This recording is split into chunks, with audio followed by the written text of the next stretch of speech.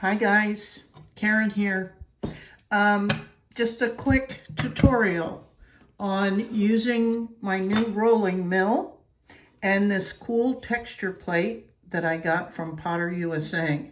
With this one, I'm going to use some 20 gauge brass. So I'm going to go ahead and saw this out, this section, and then I'm going to get it annealed before I run it through the rolling mill.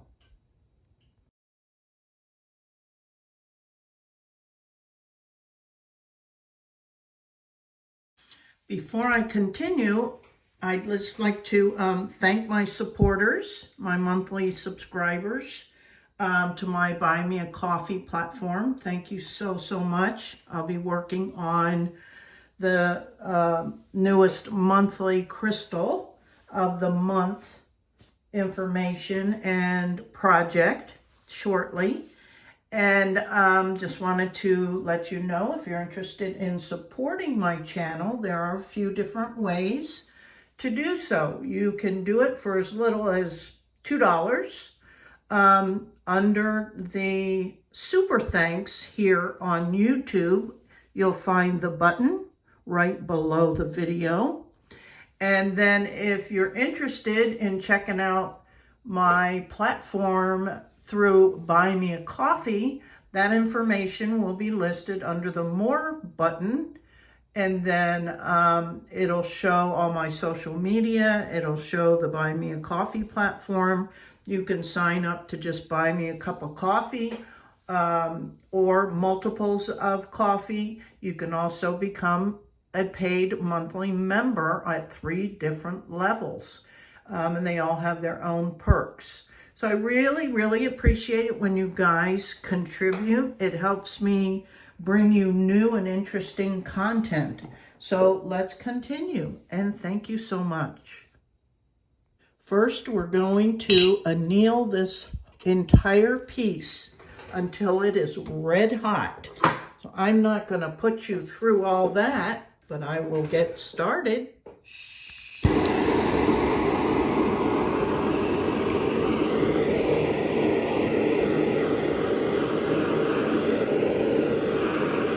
This is called annealing your metal.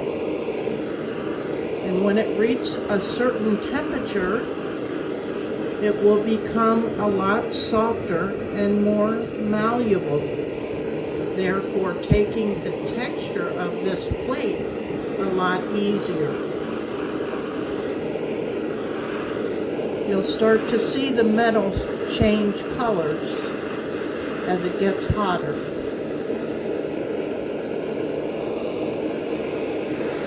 After I annealed it, I put it in the pickle pot just to, do its thing.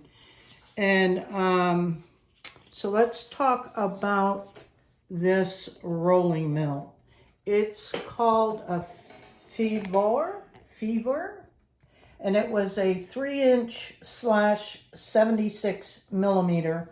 And the information, the specifics of it will be listed in the under the More button with the tools and supplies. And it's, it's considered low, inexpensive. The high-end ones come with this little dial thing on the top that just shows you different lines of millimeters or whatever, however they have it marked out. I haven't seen one. But because this economy one doesn't come with that, I'm just going to do my markings with a white, with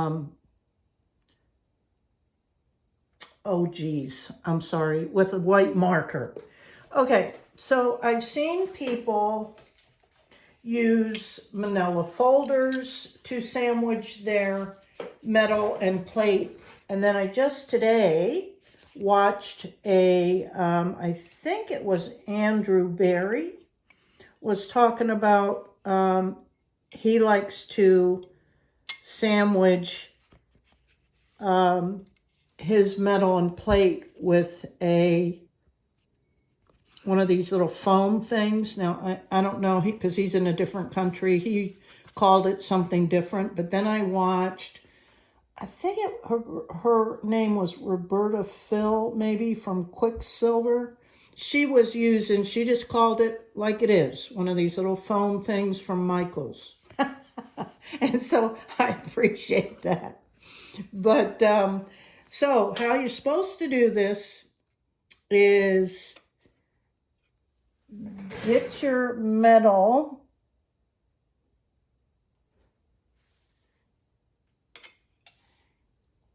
inside and crank this down till it's pretty firm. You don't do it with all your might, but until it's pretty firm. And then that's when you put your marking, right? We'll say that this is the center. And then you can loosen it to get your metal out. And then you go back and set it up where it was with that dot at that mark. And then she went, and I'm thinking this all has to, you know, kind of like you guys when we're dealing with the differences in the soldering irons. It probably depends somewhat on the brand name of the mills, or how, you know, how good they are and whatnot, as to how many quarter rotations or half rotations or whatever. But she said, then you put this foam on top, you give this a quarter turn, which is like that, and then you start the rolling.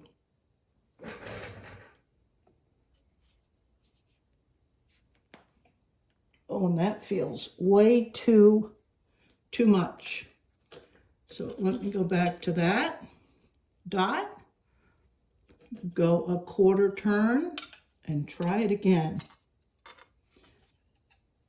I've only done this a couple times, and each time feels different.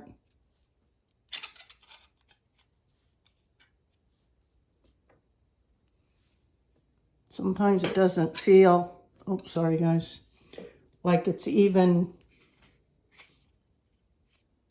gonna work. See, I don't like how that's being fed in. Let me move this a little bit because I'm having a tendency to hit the camera.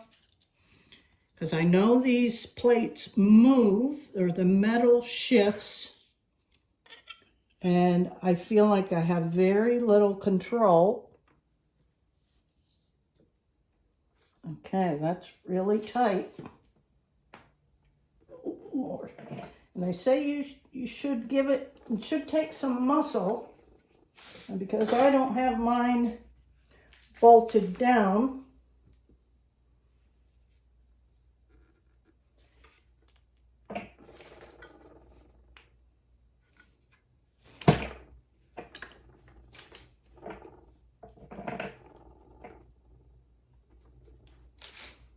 right? Doing the best I can here. Oh my goodness.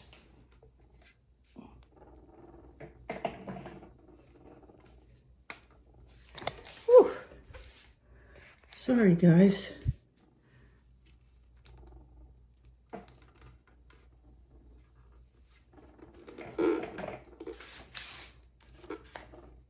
This is a terrible demonstration.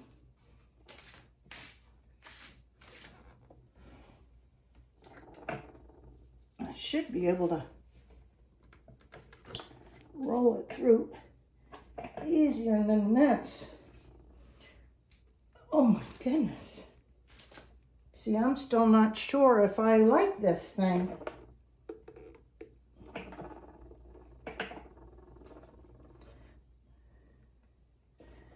should be coming to the end here where it's not as tight.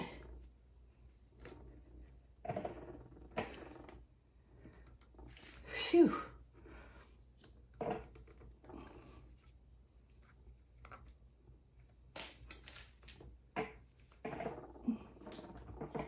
This is where my strength gets me.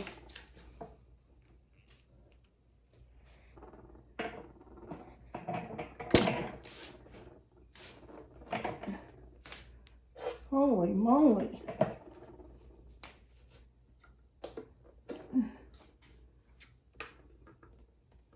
Come on, baby. Phew. Wow. I'm not sure how much of that you got, but you can see what the foam looks like after it's pressed. And we got a really good impression because some of it coming straight through. Wow. That looks amazing. But you hear me huffing and puffing. Whew. And I don't know how good that would be for my neck. But that's how that goes. And I'm thrilled with this impression, but man, that was really hard. So I'm thinking I'm gonna do maybe a pendant and a couple of pairs of earrings, or at least a pair of earrings with this. So maybe I'll show you after I'm done. Okay. Whew, hope you guys enjoyed that. That was a workout for me.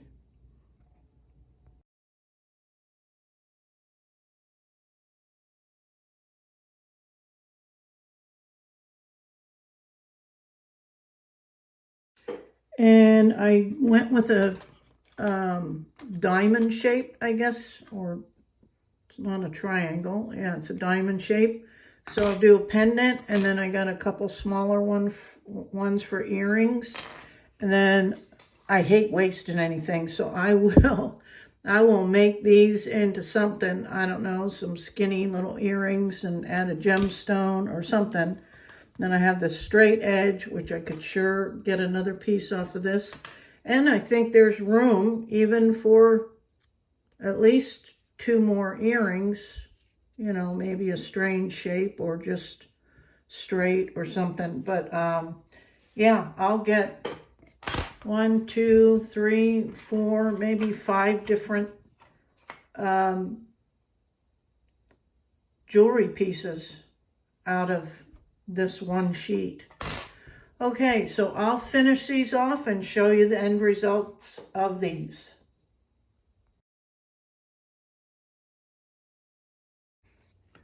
Hey, you guys, I want to apologize for that horrendous demonstration. I